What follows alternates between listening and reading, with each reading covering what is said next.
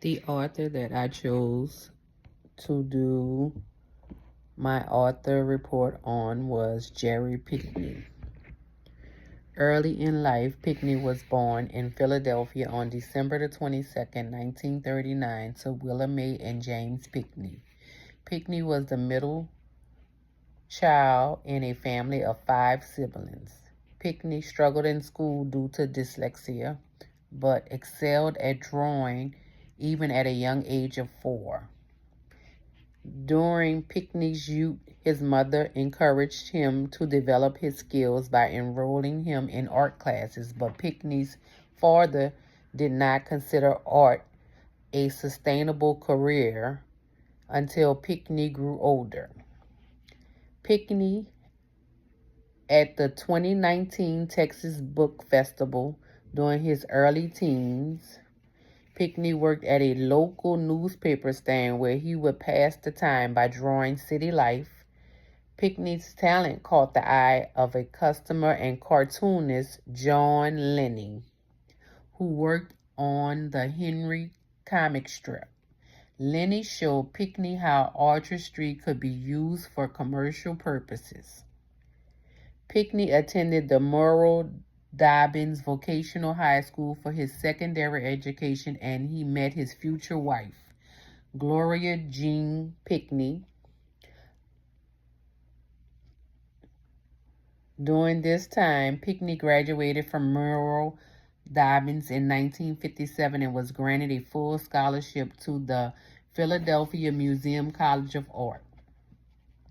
In 1960, Pickney began working for the Russ Craft Greeting Card Company in Massachusetts. Pickney later worked at Barker Black Studio, where he illustrated his first picture book in collaboration with Joyce Cooper, called The Adventure of Spider. West African Folk Tales. He, along with 2 other artists, opened Kaleidoscope Studio. A few years later, Pickney opened his own freelance studio, Jerry Pickney Studios, in 1968. During the 1970s, Pickney worked on Black Heritage stamp series for the United States Postal Service. During the 1980s, Pickney began to receive additional recognition for his work, including Coretta Scott King Award for his collaboration with author Patricia McKissack on Miranda and Brother Win. Pickney also collaborated with National Geographic magazine and the National Park Service on the topic of the Underground Railroad. Pickney also worked as an educator, teaching at colleges and universities like the University of Delaware, the Pratt Institute in Brooklyn, New York, and the University of Buffalo in Buffalo, New York. Pickney work included in 2015 exhibition, We Speak, Black Artists in Philadelphia, 1920s through 1970s at the Woodmere Art Museum. Pickney became a member of Society of Children Book Writers and Illustrators in 1990. He was appointed to the National Council of Art by President George Bush in 2003. In 2012, he was elected to the American Academy of Arts and Sciences. Jerry Pickney and Gloria Jean Pickney had 4 children, Tori, Brian, Scott, and Miles. Brian Pickney and his wife, Andrea Davis Pickney, also write books for children. The other Pickney children, including Jerry and Gloria Pickney's 6 grandchildren, all participate in the arts, which Gloria calls a continuation of the Pickney tradition. Pickney lived in Croton-on-Hudson in New York with his wife Gloria, where he worked out of his freelance studio, Jerry Pickney Studios, since 1971. Jerry Pickney died of a heart attack on October the 20th of 2021 in New York at the age of 81, ending his very successful career. Here are a couple of books that Mr. Pickney wrote and illustrated. Jerry Pickney, Your Favorite Author.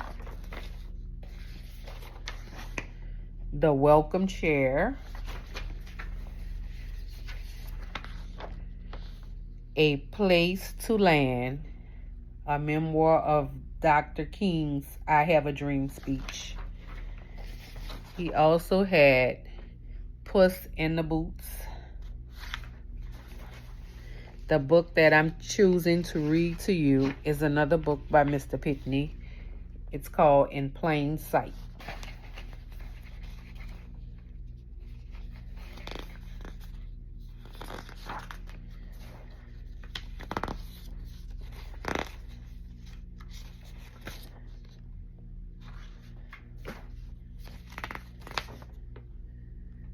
Sophie lived with Mama and Dad and Grandpa, who lived by the window. That's the Grandpa. He always sits in the window waiting on Sophie to come from school.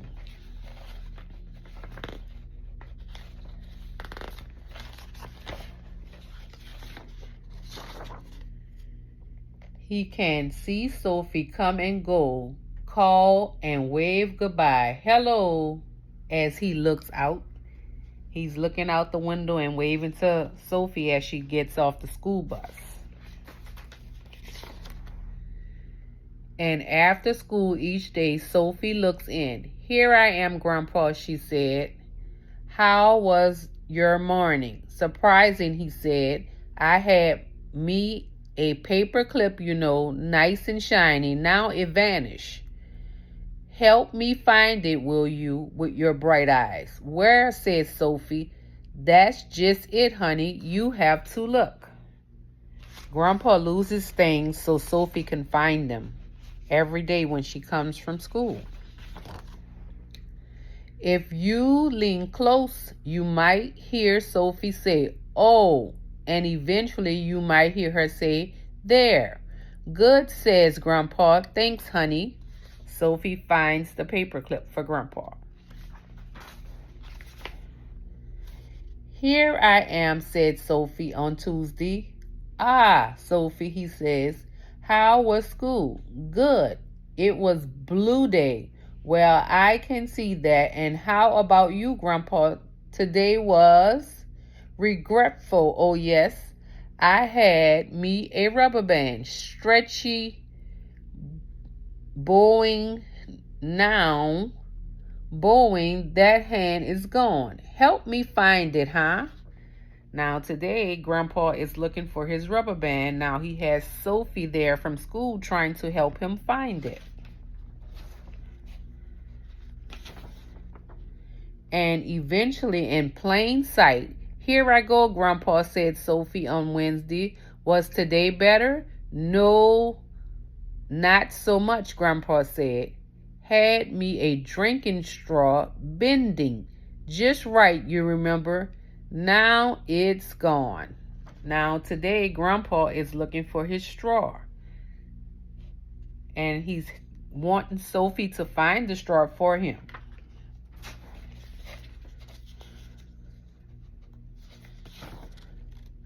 I'll look, says Sophie. I wonder, and eventually, in plain sight. Good girl, Grandpa said. Thanks. Sophie finds the straw.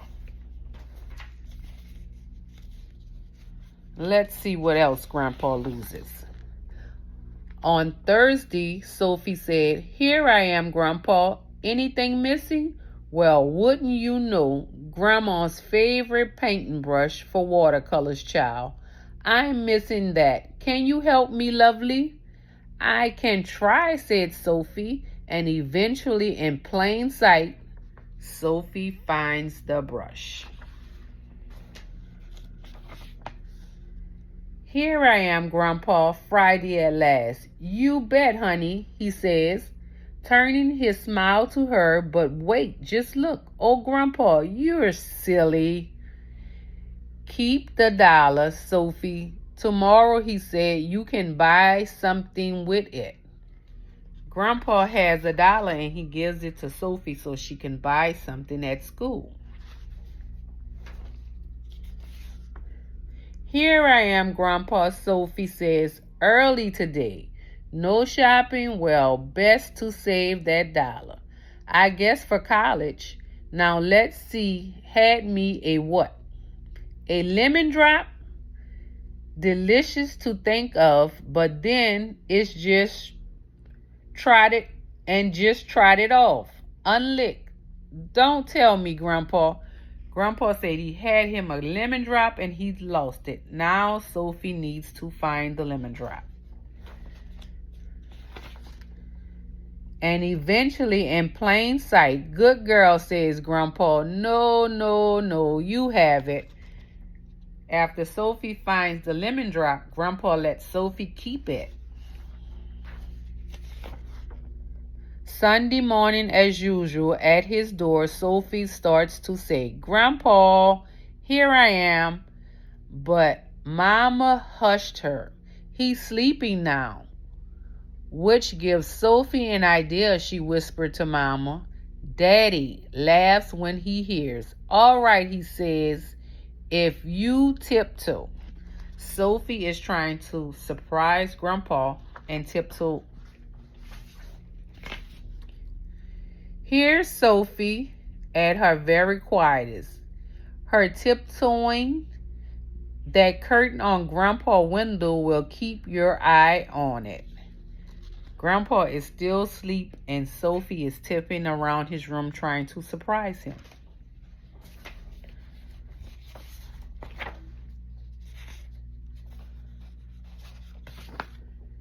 And eventually, where's Sophie? Grandpa wakes. Oh, yawn. Behind the curtain, a commotion, wiggling, jiggling, giggling. Sophie's Grandpa says, that's you? Why, I'll be. Sophie is hiding from Grandpa, trying to surprise him behind the curtain. Here I am, Sophie says. Grandpa can now see she's behind the curtain.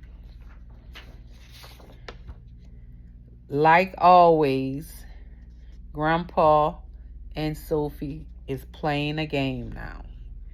They're playing checkers. The end.